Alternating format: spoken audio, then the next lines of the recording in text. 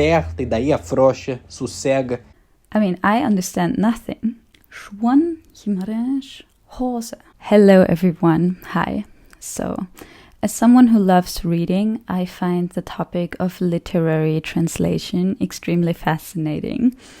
I mean, did you know, for example, that if a text is translated from English to German, the German version is usually 10 to 15% longer than the English one. I even have 2 books here to show you. As many of you know, I have been reading The Magic Mountain by Thomas Mann. And the bottom one here is the German version, and the top one is the English version. And the German version has 1,100 pages, the English one 850. So anyways, here's what happened when I learned more about translation at university. I got overwhelmed.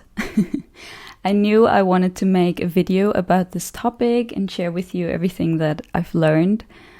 However, the document in which I collected my notes just grew so immensely large that it felt so daunting to sit down and make this video that I've been pushing it further into the future. So what I want to do today is to just start somewhere. And I'll start introducing this topic to you the same way my comparative literature professor introduced the topic of translation to us, with an example. And we'll talk about the difficulties, hurdles, and possibilities of translation as we go. So if you're enjoying this video, I hope that you'll consider subscribing. And now let's get into it. So here's the book that we're going to talk about today. It is considered a monument of modern literature in Latin America, and it is often compared to the works of Proust and Joyce because it is so stream of consciousness. And this is João Guimarães Rosa's Grande, Sertão, Veredas. I practiced that a lot. This book came out in 1956, and the book is roughly about an old man. His name is Riobaldo, and he tells his entire life story essentially to a stranger.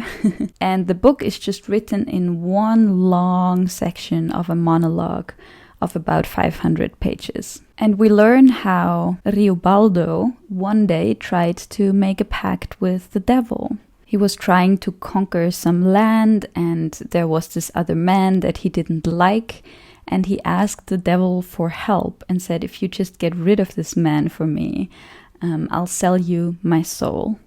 So one night he went out to a crossroads, made a big scene asking the devil to please come to his aid, and nothing happened.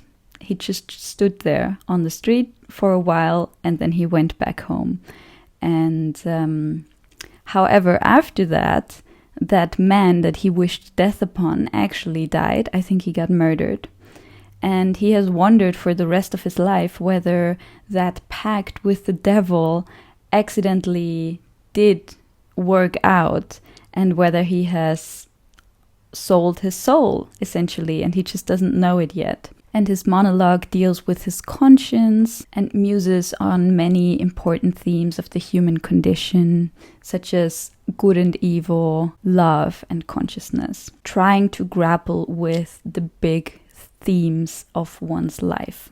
And if you have never heard about this book, then it's probably because it's written in Brazilian Portuguese, and translating it proves to be a challenge that few people undertake. I'll read you what a Brazilian friend has said about it. It is a text that is hard to understand, even for native Portuguese speakers, such as myself. Rosa is writing as the sertaños, people who live in the Sertão, well into the state of Minas Gerais, in the southeast of Brazil. The people there have a specific way of speaking, not only inventing new words, but also playing around with syntax and structure. It is more than a kind of accent, more than different pronunciation. It is a way of feeling and expressing life through language. Actually, all the way at the end of the video, I'm gonna put in a little section, a few sentences of the book read in the original language, Actually, a viewer of mine was so kind as to send that to me. That is so amazing. I'm so happy about that. So thank you. You know who you are. Just so you can hear a little bit of the original. So, of course, there's a lot more to the book, but for our example, this is the rough outline that you need. So what I want you to take away is it's a stream of consciousness, inner monologue that is... So even if we just take a look at the title of this book, Grande, Sertão, Veredas, if we look at it word by word, it proves quite difficult to decipher. Maybe the first one is the easiest. Grande means grand, big. Sertão is a region in northeast Brazil that is not very populated, as far as I understand, because it's extremely dry. So it's steppe territory. And veredas are dried up riverbeds that run through it. So if we take an honest look at the title of this book and we would put ourselves in the position of having to translate that, for example, into English, we already run into the first difficulty or first major decision that every translator has to make. And that is, do you go about translation in a way where you want to be true to the original text and the original language? Or do you want to go about translation in a way that makes it easy for the reader to understand? Because truly, I mean, I grew up in Austria. I have no idea where Sertão is or Veredas. So if no one explains this to me, it's quite unlikely that I'll be able to do anything with that concept in my mind. And it's quite unlikely that I'll pick up the book if I have no point of connection. So we can say that the title basically means big, dried up, unpopulated steppe territory, dried up riverbeds.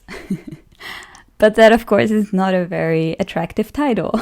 So let's look at the actual translation history. It was translated into English as The Devil to Pay in the Backlands.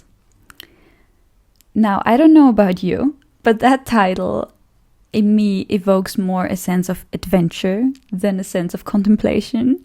And the translation actually was quite a flop. It didn't sell very well at all. And as far as I know, there has only been one attempt of translating this work into English. And so now it is literally not available. You cannot read this book in English, you cannot order it. However, this book is extremely highly regarded, talks about important issues, and on many book lists, it's considered to be amongst the top 100 books that have ever been written. So that just goes to show that when you publish a book, you don't publish it to the world to read, you publish it into a specific language system, and only people who are able to speak that language are going to be able to engage with it. And especially the American book market is known for not translating a lot. So in their minds, they think, well, there are so many English books already, right? We produce so much of our own. Why should we translate foreign books into English if the market is already so saturated? So when it comes to a problem like with Grande Sertão, there is a sense of easily giving up. But of course, by doing that, you cut yourself off from a lot of cultural and intellectual novelty that, in my opinion, is crucial for widening one's perspective. I did a quick search online though, and apparently this book is being sold for a lot of money. I think on eBay for like 1,000 euros. Probably because it is out of print. So it seems like this work is just screaming to be translated again into English, and I think there are enough people who would be interested in it, including myself actually. So in the German translation, in the first German translation, they just left the title as it was, Grande Sertão. Of course, that is always a possibility. The question is just, if you go into a bookshop and you see that title, does it tell you anything? Does it make you want to pick up the book? I mean, back then when this translation came out, anything exotic sold really well. And they put like palm trees and parrots and things on the cover, like all kinds of things that have nothing to do with the book. However, it also didn't sell very well. So also on the German market, there is a big hole when it comes to this book. And the Hansa Publishing House actually announced that there is a new German translation on the way. But I think that has been announced like 10 years ago or something, and still nothing has come.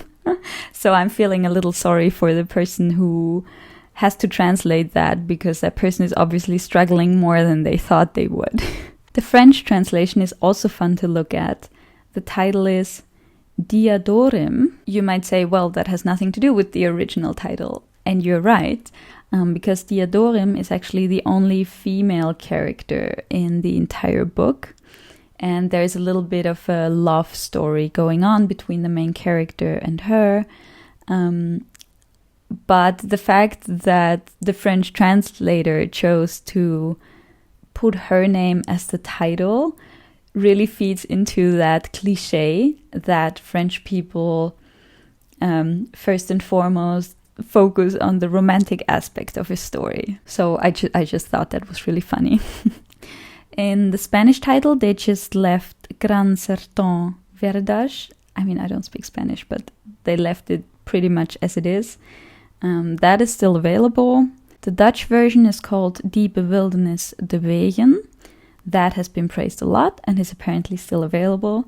And the last one I know of is a translation into Norwegian, Den Store Sertão, also apparently still available. So I hope that little overview just gives you a kind of impression of how dependent we are on translations. I mean, chances are that the book that you're reading right now is a translation and you've never thought about it twice. And personally, the more I learn about translation, the more respect I have for people who are even attempting to translate literary works.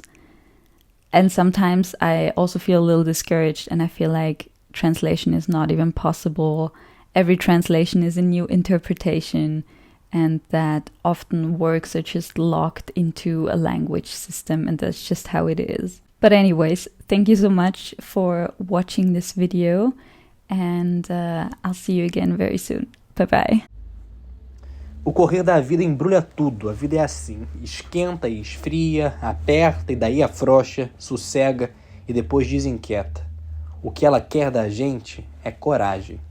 O que Deus quer é ver a gente aprendendo a ser capaz de ficar alegre a mais no meio da alegria e ainda mais alegre ainda no meio da tristeza. Só assim, de repente, na horinha que se quer, de propósito, por coragem. Será? Era o que eu às vezes achava ao clarear do dia. I mean, I understand nothing. I understand courage. So here's the name of the author. It is João Guimarães Rosa. João Guimarães Rosa. Grande, Sertão, Veredas. I remember it's easier when I really smile. Grande, Sertão, Veredas. It really makes me want to learn Portuguese, though. What an amazing language. Just another one to add to the list.